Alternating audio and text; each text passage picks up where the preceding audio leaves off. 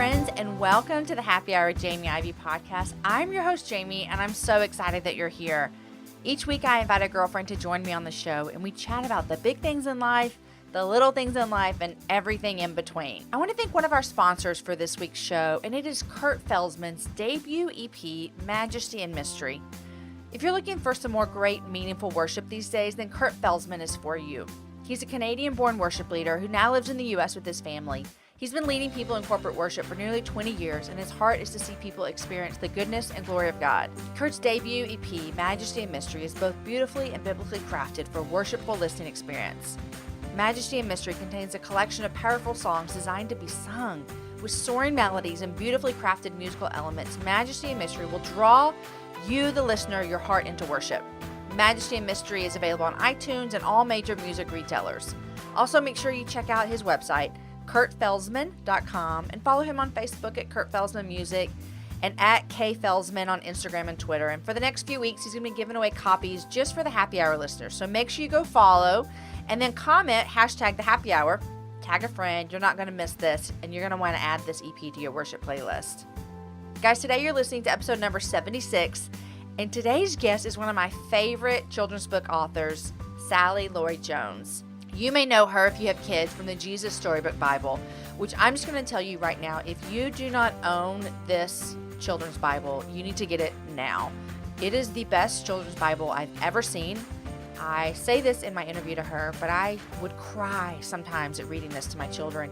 It's a fabulous gift. Every kid should have one in their home. Anyhow, you can tell I'm a fan. Today on the show, Sally and I chat a lot about the art of writing, and she shares so much wisdom on doing our work with excellence, whatever your art or work might be. I was hugely inspired by her, and I know that you're going to be as well. Before we get to my conversation with Sally, guys, I want to ask a favor of you. If you love listening to this show, I want to ask that if you will rate or review the Happy Hour on iTunes. It is such a big help to the show, and it helps get these episodes in front of new people. So if you could take a minute and do that, it would be amazing for me. Just go to jamieivey.com/iTunes, rate it, and then leave a review. So many of you have already rated the show and reviewed it, and I just want to say thank you to two of them. This is from, I'm assuming it's Minnesota Mama of 3. It says this: Jamie, I feel like we're college friends who now live in different states. Every episode I think, this is my favorite one, and then bam, your next happy hour is even better. You are so real, funny, and your guests are filled with wisdom. I've learned so much from these women and you every Wednesday morning. I just cannot wait to get your latest podcast. I did not get in on the live tickets, but I'm going to go to try to come to a future event. Keep doing what you're doing. Thank you so much. I love doing this. I love getting these women in front of you, and I love chatting, and I do hope that you can come to one of my live events. Because, guys, my event is in a couple weeks, and it's sold out, but we're going to do this again, so don't you worry. The next review is from Ashley Dawn 611. She says, Jamie, I'm absolutely in love with your show. I love listening during my daily chores around the house while taking care of my 2 little ones. It always makes my days go better. My husband can always tell if I've been listening to the Happy Hour when he comes home from work because I'm chatty and happy. Thanks for all you do to make this show great. Blessings, Ash. Ash, I am so glad that the Happy Hour makes you chatty and happy, and I'm sure your husband is as well. Guys, thanks for those reviews. I'd really appreciate it if you would do that. Okay, guys, here is my conversation with Sally. Hey, Sally, welcome to the Happy Hour. Thank you, Jamie. It's good to be here. I am so excited about having you on because I'm just going to get this out of the way real quick. I've learned so much about you since I knew that you were coming on. Mm-hmm. And I am, oh dear, I am way more intrigued than I was even before. So this is going to be a lot of fun. So you're an author. Yes. And I think a lot of my listeners will know you from the Jesus Storybook Bible. Yes, probably. Oh, it is. I'm a mom to 4. Oh, how wonderful. And I have vivid memories of, my oldest is 12. So I've been reading to them for a long time and have vivid memories of reading the Jesus Storybook Bible and weeping. Mm. I know that I'm not the first person that's ever told that to you. No, it's sort of one of those things where you sort of go, oh, how lovely. And then you go, oh dear, sorry. And then you think, and then I've started to realize, okay, the truly good sign is if you make grown-ups cry and children laugh, you're on the right track as a children's book writer. But for little children anyway. Right. But if it starts swapping around, then that's no good, I think. Then you need to move on to a different kind of audience. Because I always hear the poor children are like, what? Why are you crying again? And rolling their eyes when the parents start crying. But It that, to me, I love that. it is so true. And so, how long ago did you release that book? It came out in 2007, but Oh, I was actually writing it in 2004, and it took a while to come out because we had a lot of full starts with illustrators and stuff. You know, there's a lot that goes into a picture book to get it to work. And yeah. I'm grateful because without Jago, we would not be talking right now. The illustrator, you know, unless the illustrator's right, your text doesn't stand a chance. So Yeah. I'm very aware of his genius in the fact that he manages to exclude no one with his art. So a little child will love his art, so will an old person. That is so true. It's so beautiful. Did you go through several illustrators before you landed on him? Yes, we had a couple of full starts, and truthfully, I never really liked them, but I was at the beginning of my career as a writer, and so I didn't have a lot of clout. But fortunately, God worked it. You know, my mother says it's like this book was like Moses and the bulrushes. It was only because God protected it that it came out the way it did. Yeah. And I love that because I have a great team at Zondervan. We all work wonderfully together, but we're all aware if God hadn't made it happen, it wouldn't have happened. Isn't that just Too how many things could have gone wrong for that, you know. Oh, that's so wonderful. And I think about that with so many things in life. Yeah. What made you think I'm going to take these stories that we've read in the Bible for years and I'm going to beautifully write them to where children love them and adults love them? Where did this idea come from? Well, I think sometimes mostly the idea is cleverer than you are. And I sort of I really believe the whole book was given to me halfway through researching it. I mean, I had a sense of what I wanted to do, but it was really the Holy Spirit where I was doing the book because, you know, I'd done Bible stories. When I worked in publishing, I would write little, very condensed Bible stories. So I already had that kind of mindset of how can I make a Bible story interesting and very simple. But my imagination caught fire when I was researching the book, and I had been listening to tapes about the progress of redemption. I'd been listening to sermons. I'd been writing out notes. And it was literally the day before I was thinking, yeah, I'll do a good job and it'll be great, but I'll move on to the stories I really want to write. Because in my limited vision, I thought writing a Bible meant I was writing for people who are Christians. Right. But what I didn't realize, and I've always felt called to children, really are people who I believe they're just people. They're not churchy or not churchy. They're just children. So mostly my calling, I think, is to all children. So I'm not really, I didn't think, oh, I'm supposed to write for Christians. I thought, no, I'm supposed to write for children who may never come anywhere near a church. So in my limited vision, I thought I was writing a book for the church.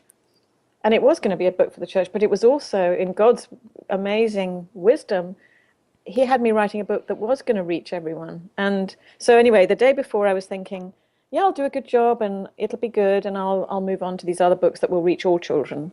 And then the next day, it was like something changed and I went, oh my word, I could give this everything and then it would be amazing. And then, of course, there was no looking back. And at that point, my imagination had caught fire and my vision was to write it in a way that you wouldn't be able to put down. And I thought, if C.S. Lewis was writing this, what would he do? And then he's a huge influence. So Yeah. so I feel like that was God who just kind of raised the bar. Well, And then, of course, there's no turning back. it is so beautifully written and illustrated. We can't leave that out, as you said. And I just know so many parents that have, I mean, literally, we're instilling the story of Jesus as the Redemptor through our children when we're reading them to bed at night. And it's just the most beautiful thing. So I'm a huge fan of it. Well, I love the fact that if you write with the excellence that children deserve, you know, C.S. Lewis was the one who said that. There's no book that is good enough for a 10-year-old that isn't good enough for a 50-year-old. And if you write with respect and you work as hard as you should, I mean, because writing for children, you have a greater responsibility. So you should really be working harder. And if you treat children like that and you distill, you simplify, but that doesn't mean you're simplistic or idiotic. You're distilling, you're taking a profound truth and you're making it you're putting into words that a young person can understand. If you treat them with that kind of respect, then the thing that blew us all away was then you're going to reach everyone because excellence is the most inclusive thing. And I think that's why it reaches adults, even though none of us had any idea that was what was going to happen. Now, Right. looking back, you think, well, of course God would do it that way, because look at how high a view he had of a child. Yeah, it's so true. That makes me think our church right now is working on a children's album, and we put Mm, out great worship all the time. And they're in the midst of working on this children's album. And I'm happy to say that I think they think about it the same way as you do. Like, let's make something really, really excellent. And we don't need to yes. dumb it down. We don't need to do No. anything. We just need to present them with something excellent, and it's going to reach kids and adults alike. Yes, exactly. Because I think sometimes by writing like that for children, or doing the album for children like that, you reach the place, not only do you reach the child, but you reach the child in the adult. And it's that place, I think, that God often wants to reach in us, that we are so defended that we don't let people get there. And I think perhaps by reading the Jesus Storybook Bible, adults were not defended. They were thinking, oh, this is just a children's book. And Right. they don't come with all their defenses up. And I think maybe that's partly it as well, that we need to be receiving God's love in that place where we're still Yeah. children. So this brings me to ask you about this question. I just recently got your new book, The Story of God's Love for You. Yes. But is this just rebranded, re-looking to reach a new audience? Tell me about that. Yes. Well, again, because we didn't really, none of us were clever enough to have thought of this. It just, God, we God discovered did it it. all. Yeah. God did it. But we kept hearing from readers, this is being read by theologians in seminary classes. It's being read by pastors helping them preach. It's being read in old people's homes. It's being read in China to prostitutes. It's being read in jails. It was just broken out of all the barriers you would normally put on a children's book. And then people started, London City Mission said, we would love to give this book out to people who may never want to read a book that has the word Bible on it, or even the name Jesus on it, because we want to share this story of God's love with everyone. And can you do it in an edition that might be cheaper and would be more accessible to an adult who might not feel comfortable reading a children's book? So we heard those, and we decided that if there was a way to take down every last barrier to hearing the good news, why wouldn't we make an edition that took away every barrier and called it what it is, which is the story of God's love for you? Because most people think they know what the Bible is about, and it's not good. It's all about how God hates us unless And we're rules good. and laws. Yeah. Yeah. And I thought, what about those people that you want to reach who you could never give the Jesus Storybook Bible to? But you could give them a book that is called The Story of God's Love for You. And that's where that book came from. And our hope is that it's a new title and a new format designed excellently that makes it accessible to everyone. Well, that's exactly what I was feeling when I was reading it. I was just thinking it has the beautiful words that you've written before, and it is so easy to see God's love throughout the pages. And I was reading it and I was thinking, this is exactly what I will give away to people that I want to know about God's word, but that they might not want to be handed a Bible. No, Or because might not even know what to do with the Bible. Let's no, be exactly. honest. I mean, in a way, I've given it to a few people like that, and they look bemused, and then they're very nice and polite, and they go, yes, let me think what child I could give this to. And you Yeah. think, oh no, I was giving it to you. Right. So this is a way to reach those people who might immediately, the walls would go up the minute they saw Bible or children's book or whatever it is. Well, it's beautiful, and I thank you for writing it.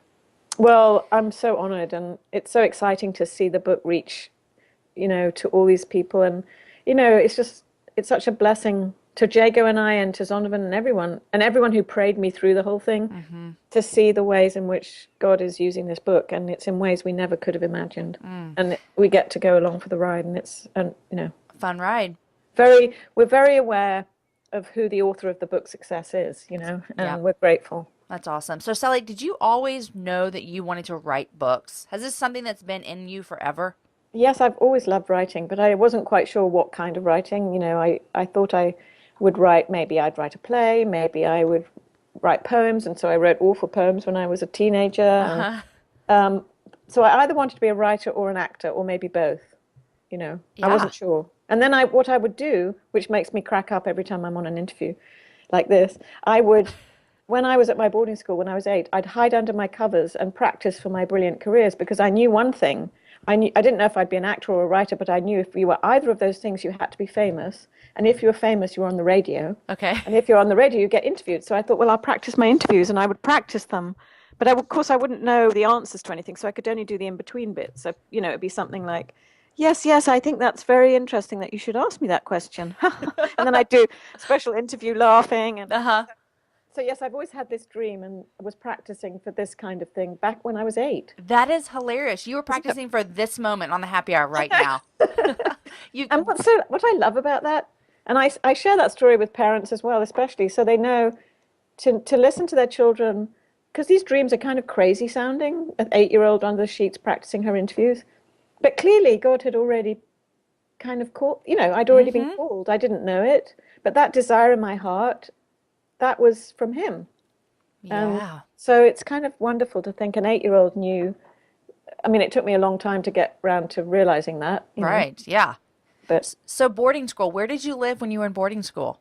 so my parents were living in Africa, and the schools out there they may have been good, but they weren't good for me.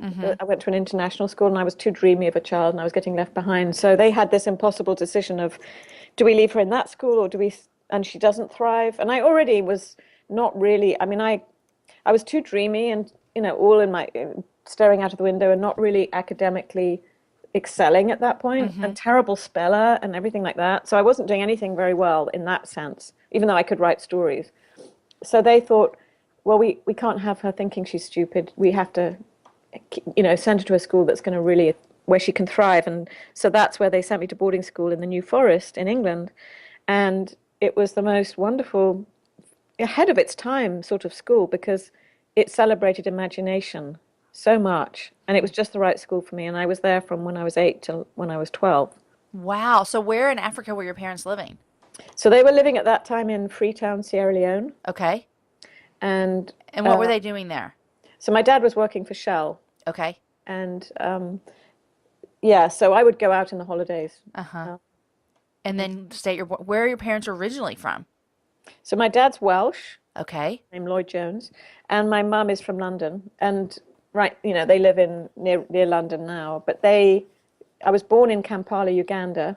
I saw that. And They that were was they were wonderful. working there? Yes, my dad was working there, and I was born in a missionary hospital, Mengo Missionary Hospital, and they weren't believers at that time, but I was a C-section, and the surgeon and the nurses prayed over me before they operated, and my parents sort of joked about it, like, well, how good are they if they have to pray before they? Right. But it really spoke to them, because that is a story they still tell, and they're believers now. But I love the idea that. Doctors were praying over me before I was born. I mean, that's so Wow. beautiful, isn't it? It's so beautiful. It really is. And then how did your parents come to know the Lord? So they came to know the Lord through John Stott's ministry. And my dad was at a John Stott, I guess he was visiting the University of Nairobi, and he spoke at the University of Nairobi. And my dad wasn't meant to go, but the colleague at Shell who really influenced my father, he was a wonderful believer. And my dad, he took notice of him. And he at the last minute said, oh, I've got these tickets to this event at the university, but my friends have fallen through, and so I don't. And my dad said, well, I'll go with you. So he went, and it was at that event that he first heard the gospel, even though he'd grown up going to church, and that's where he became a Christian. Wow. And then my mum became a Christian 6 months later through John Stott's book, Basic Christianity. So praying the prayer in the back of the book, That is amazing. isn't it? So we owe a lot to John Stott. Okay, so I'm going to be honest. When I hear about kids going to boarding school, I don't really understand what that felt like as an 8-year-old. Did you love it? Did you hate it? Yeah, it's a great question, because I used to think when I was in my 20s or something, well, that's the reason for all my problems. Whatever problem Right. I had, it was all my parents' fault. Well, of course, that's always what you do when you're in your 20s. Of course you right? do. And then you And grow up and you and then you become grow an up and adult. you're so grateful, because you start to see God's hand in it, and it's Yes. and I look at it now and I think, yes, at the time, what was really hard for me as an 8-year-old was the transition. I hated saying goodbye. I'd just make myself ill, and I think it was worse for my mother. I hated that. I would dread it. But once I was at the school, children are like this. They're resilient, aren't they? They Once I was at are. the school, I was fine. And then when I went to holidays, then that was fine. But I always had a transition period of like a few days where I wasn't quite sure what was happening. And I think, looking back, I think I just couldn't make sense of why was there was a deep sense of why was I being sent away. But the Lord's used all of that, I think someone said to me, you need to be transplanted from one culture to another culture in your childhood. That makes you a writer. Well, that happened to me. I don't know if this is true, but it's interesting. I was transplanted from Africa to England, back to Africa. Yeah. They say you have to have a deep wound in childhood. And I think for me, being sent away was a very deep wound, even though it was God's doing. And it was redemptive, and absolutely I wouldn't change it. It still was there. It was there. And I think all of that has gone into what makes me be able to do what God's called me to do. So it's his equipping and his hand. And I look now on that school as an incredible gift, because my childhood is so vivid to me, and that school especially. So it's, I think what's lovely now is I've grown up out of my, everything's your fault parents, to thanking them for sending me to that school. And when I thanked my mother, it was very poignant, because I saw how much guilt she must be carrying. And yet she doesn't need to carry any guilt. She had an impossible situation. Right. And I think what she did and her sacrifice, that's something I think the Lord looks very favorably on. And I'm sure that, I mean, like you said, that was not just a flippant decision that your parents made. No, it cost them, a lot in terms of, my mother's grief. And even the fact that they live in England and I live in America, I think of them as very generous people. That's because amazing. I left England when I was in my 20s, and they could easily have raised an eyebrow and I wouldn't have come. I didn't know I was coming for as long as I've come. Yeah, did you know you were coming forever? No, I thought I was coming for a year. What did you come for? So I saw a job. I was working in publishing because I wasn't thinking I was good enough to write. So I was working in children's books in London, and I saw a job advertised in the bookseller in London, and it said senior editor, Joshua Morris Publishing in Connecticut. And I thought, oh, that sounds so old-fashioned and lovely. And I don't know, I've never been to America, but my parents love America. They've been lots of times. Maybe I should just try it. And I also thought, okay, if I don't go, this is how the story goes. I'll say to my grandchildren one day, once upon a time, I almost went to America, the end. And I thought, well, what? You can't do that. You have to at least try. And if it's no good, you can come back. So I gave myself a year. I didn't take anything too seriously for a year. Like if I felt unhappy, I didn't. I just thought, okay, well, it's a year. Yeah. A year before I'm allowed to leave. But of course, by the time a year had gone by, I'd made all these wonderful friends. I was having a blast. I loved it. So I kept staying. And then you've never gone back. I mean, to live. No. I mean, I never know what's going to happen next. But for now, New York is my home. And I get back to England 3 times a year. And I have, it's hard. But then I think, well, the point of what we're up to right now is not coziness and comfort and safety. It's about we only have a limited time to do what God's given us to do. And we have eternity to not miss out on anything.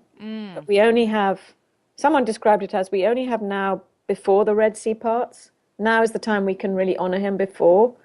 But once we're in heaven and everything, we won't be able to do that the same way, because we're by faith, not sight right now.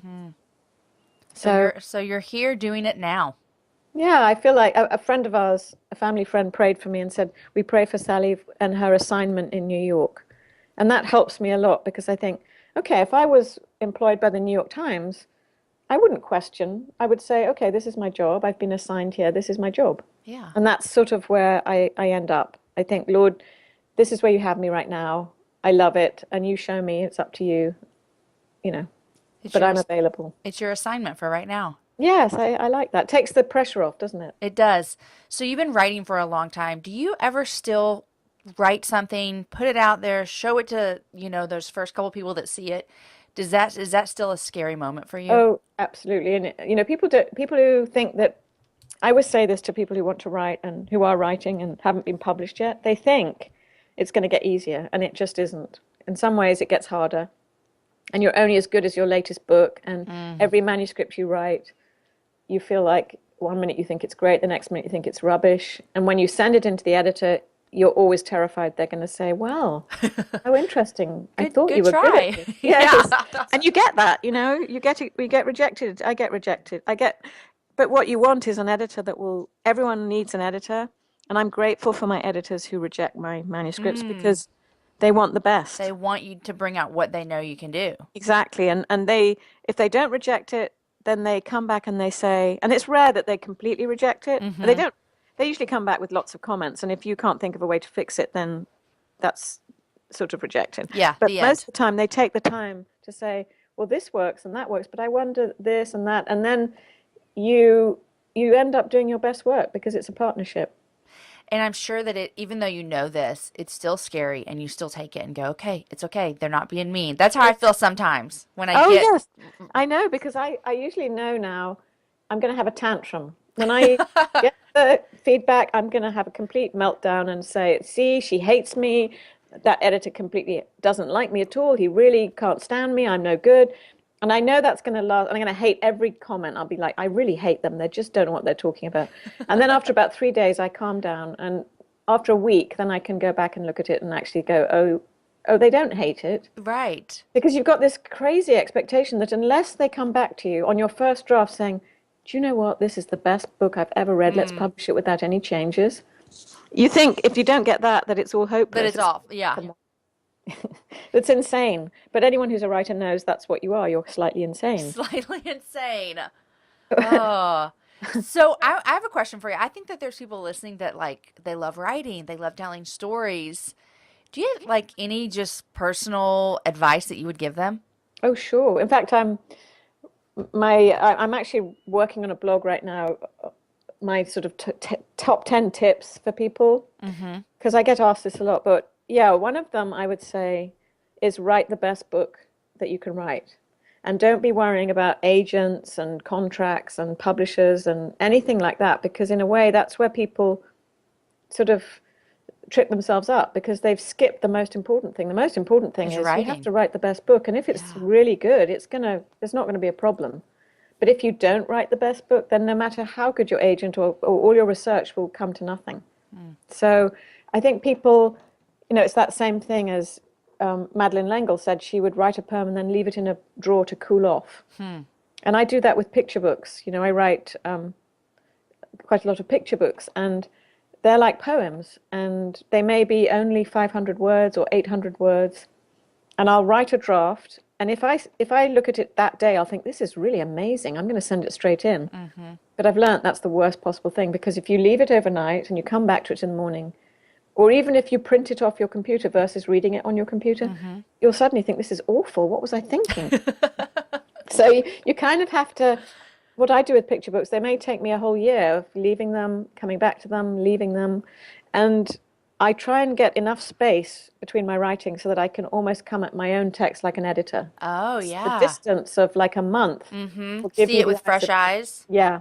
And the other thing is, don't be sending it to your favorite people who are your best friends or your grandmother. Because they're going to tell you, this is the best thing you've ever Yeah. done. I hate to say it, you can't even really, I hate to say this, but I think it's true. If you're going to test it on children, you can't test it on your own children. They love you and they love your voice, and they're going to love anything. They love being with you. Now, of course, that's not always true, and you hear the exceptions. But I'd say the best children to test it on are children that are not your children, who don't know you, because then you're really testing the story. Yeah. Do you run your stuff through kids?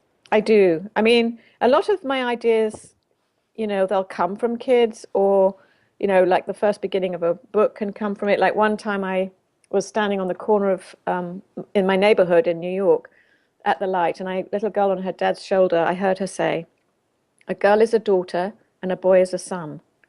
And my ears perked up and I thought, oh, that's the beginning of a book. Wow. And sure enough, it became my picture book, The House That's Your Home, that's all about belonging and having a place and a name and a home and a family. And so that came, and I always trust the idea I get from the mouth of a child, because then it keeps you honest, because that's the voice, right? That's who's saying it. Yeah, that's your audience. But other times, like I've written a book, I've been working on some manuscripts in the last couple of weeks that are very funny. One of them is just completely madcap adventure, and I had to come up with a funny name for a cupcake. And my sister's a teacher in England. She teaches 7-year-old boys. So I sent her the manuscript and I say, please try this out on your boys and tell me how it works. And can they come up with better names? And what, so I'll do stuff like that.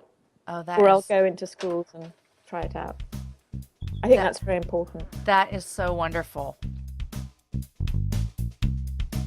Hey guys, before we get back to my interview with Sally, I first want to talk about my friends at Pine Cove Camps. We've been personally sending our kids there for years now in the summer, and we love the way that Pine Cove is so intentional with who they hire to invest in our kids. The counselors at Pine Cove come from all over the nation, and they are so in love with Jesus.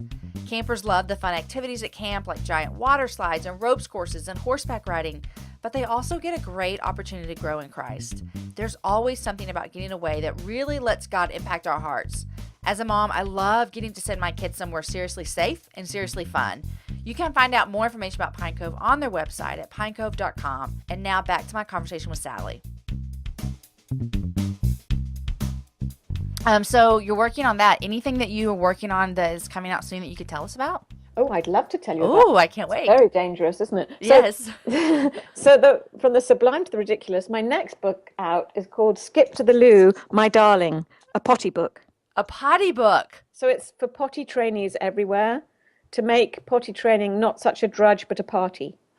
And it's really fun, and it's all in rhyme, and it's illustrated, best thing of all, it's illustrated by Anita Jaram, who illustrated Guess How Much I Love You. Mm-hmm. And it's the most adorable bunny. So the idea of it is just to include the child in a very sweet, because I thought, why is that? I didn't understand that song, Skip to the Loo. What does it mean? And then I thought, no, I think the original was Skip to the Loo, Loo. And it's a potty book. And so it starts off with, Bunny wants his potty. What will Bunny do? Only one thing for it, skip to the loo. Come on, everybody. Look who else is skipping too. And then it goes off and there's a whole cast of characters skipping to the loo. Okay, so I have a question. And I just may be the only one wondering this. Loo, what does that mean? Loo. So it means toilet. That's what I thought. I'm on a mission to convert all the people in America to know that that's what that means. But funnily enough, no one really doesn't know. Everyone kind of knows. It's like you think it and then you go, but wait, is it? Yes. Yes. See, I'm going to educate everyone. So that one comes out in a month's time, and I'm excited for that. And that's beautifully illustrated. And again, the illustration is so important.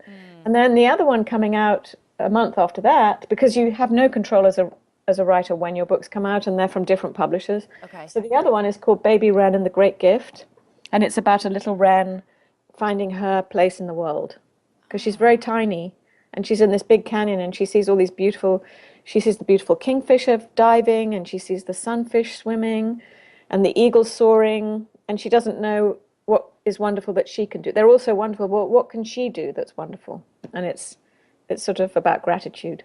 So I was gonna ask you about that. You said this is about gratitude. Do you take, besides the skip to the loo, we've got a theme there, but do you look at your books and do you think to yourself, do you come up first with like, what do I want this theme to be for this children's book? Or do you come up with a story first?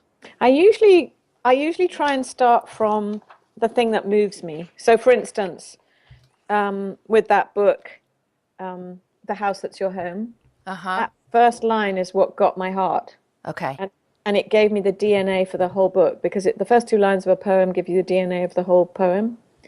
And it so I trust the thing that moves me. And the thing with the wren, the thing that moved me is this tiny bird with this huge song. And it's that started me off.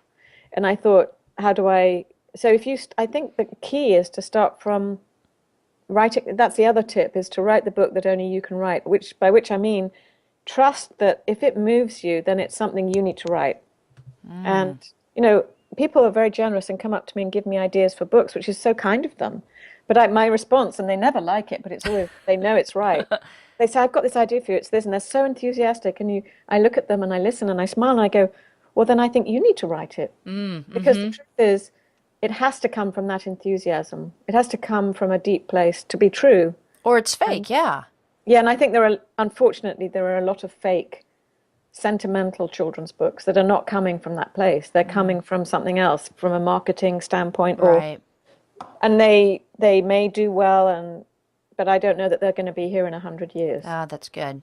Because children will know the test of that for sure. I think so, and I just think the most important thing is to tell the truth, however you tell it. And you can tell it in a Bible story, like I did in the Jesus Storybook Bible, or you can tell it in Skip to the Loo, which has no Bible verse, is not overtly anything, but it's coming from a place of joy.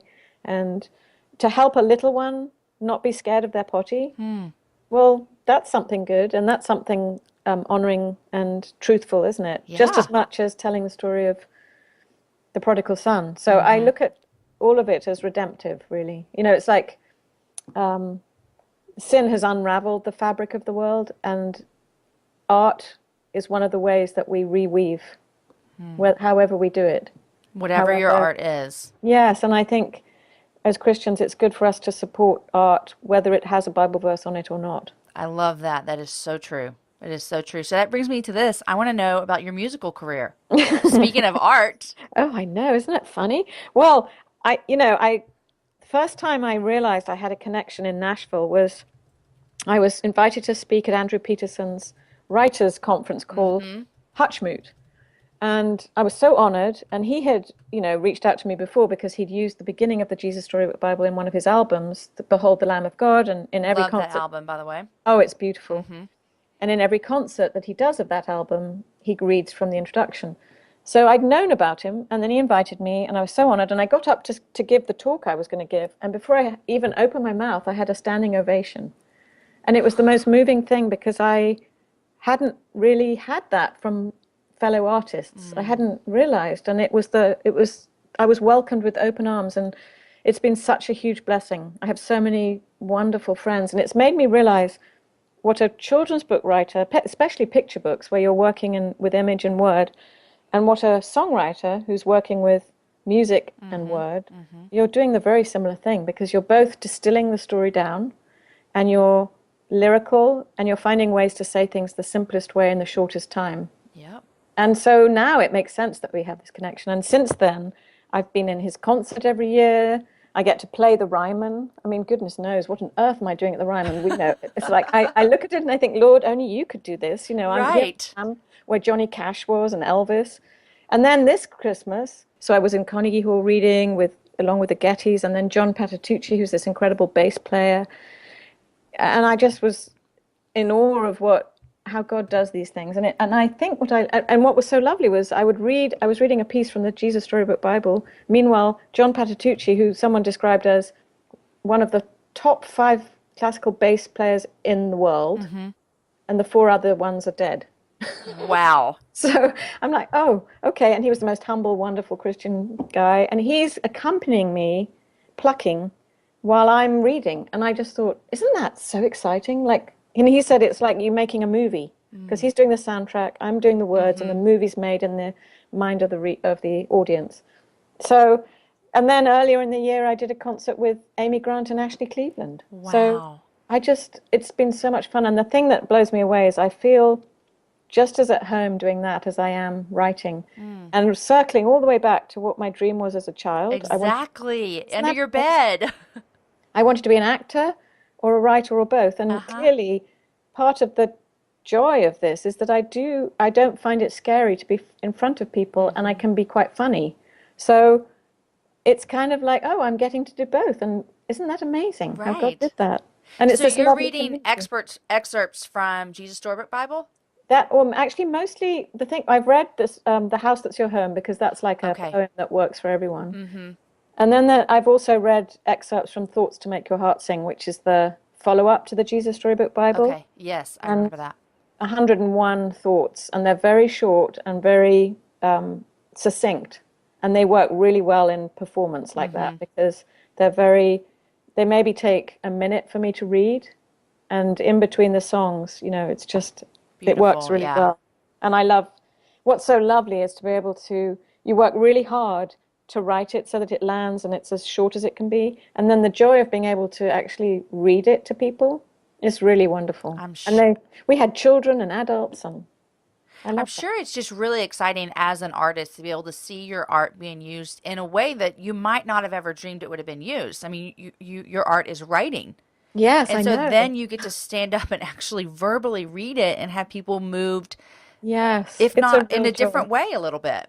Yes, and the other thing you realize is reading to adults, people, I think we need to be read to. And we get so grown up that we don't get read to. And so when I read to adults, that's when I'll go and talk about storytelling and reaching children and all that, and how I wrote the Jesus Storybook Bible. And then I'll read excerpts within my talk.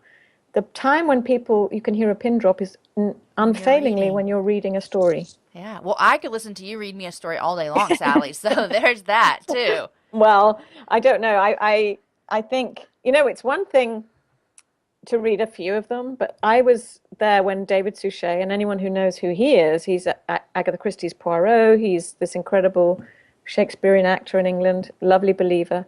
And I made sure that I say I happened to be in the studio when he was recording the Jesus Storybook Bible and Thoughts to Make Your Heart Sing. But of course, I made sure I was there. Yes. And seeing a master like that, he read the whole book in a day, which is incredible. I once tried to read some verses for Randall Goodgame for his Slugs and Bugs. Uh-huh. And it took me I had maybe 3 verses, and it took me all afternoon. And I realized... And then the reason to tell you this is David Suchet, who was reading, and the producer said, David, would you mind reading that bit again? Because I'd like you to go up at the end. And David said, well, I knew you'd say that, but if I go up at the end, I'll sound like a cow. But I'll do it and you'll see. And so he did it, going up at the end, and he did sound He sounded like a cow. A cow, C-O-W. And so we all laughed. And then he said something I won't forget. He said, you see, I need to make it go down to earn the pause that I need for the next bit. And then I realized he had planned that whole book down to that kind of detail. And because he's such a master, we'd been lulled into thinking he was just reading, telling a story. But, I love seeing someone who's so excellent at what they do. Even to think about that, the excellence of reading a book. Yes. That there was so much thought into it to know that I needed to go down to make the next point. Yeah.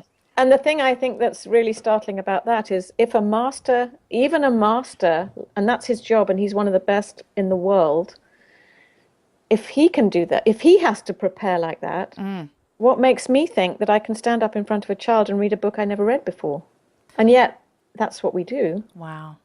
Now, that's not true in the home, and but sometimes I think it really makes you stand back and think, yeah, we have to really check that we're really treating children the way we would treat adults. And that goes into, I love that you're talking about that, because when you talk about putting excellence with children, it makes me think of anyone in the world that does anything with kids, whether that's be they're a nurse at a pediatric office, or they're, a dentist, or they're a Sunday school teacher, or a teacher, or a parent. All of it is just like, are we coming to our kids with excellence, or are we coming to them with just whatever's left over because we think they're kids? I know. And of course, the most important thing is no condemnation and, excellence, not perfection, because I get all tripped up by that sometimes. Yeah.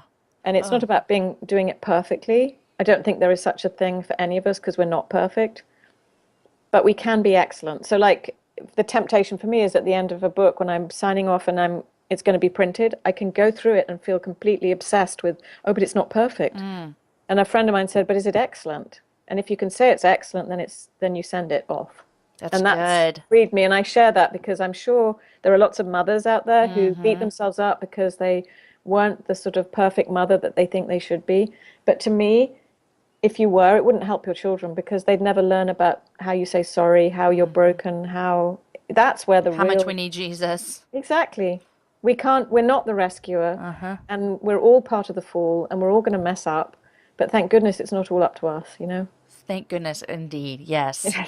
Okay, Sally, I always like to ask my guests 2 questions. Number 1 is, what are you reading? And number 2, what are 3 things you're loving these days? And so you pick where you want to start. Oh, well, what I'm reading is Olive Ketteridge, which won the Pulitzer, and I just came across it this weekend.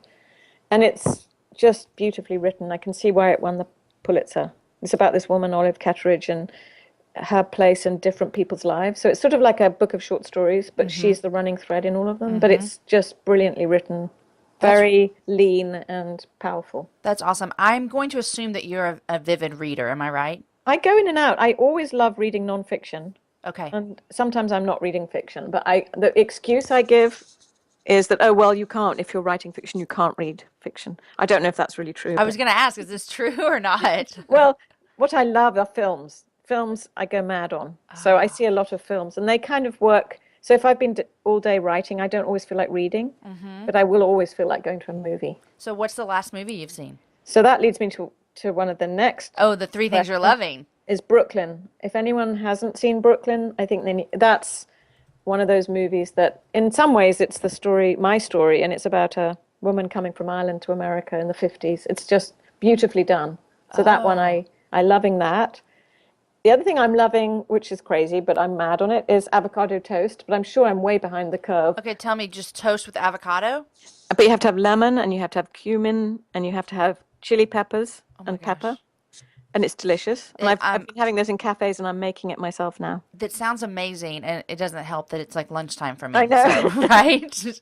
And then this is just because I'm in it, doing it, and I don't want to sound sort of holier than thou or super Christian woman, because I've never done this before. But a group of my friends and me are doing the 90-day Bible.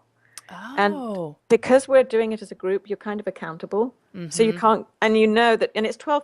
You read 12 pages a day, and you get through the Bible in 3 months. And this is your first time to do this? Yes. So how long are you into it? We're like on day 25.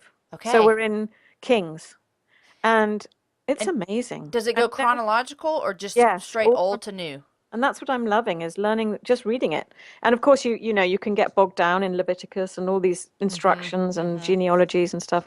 But the incredible thing about it is, over and over again, is the emphasis. It's just not our doing, it's God. It's always God. Rescuing, forgiving, guiding, leading, giving them everything, and they keep forgetting. And so it's been really wonderful. And it was a friend who inspired me to do it, because she said, doing it will change how every morning you're sort of soaking yourself in scripture. So it's been really good. So I recommend those three things: avocado, Brooklyn, and 90-day Bible.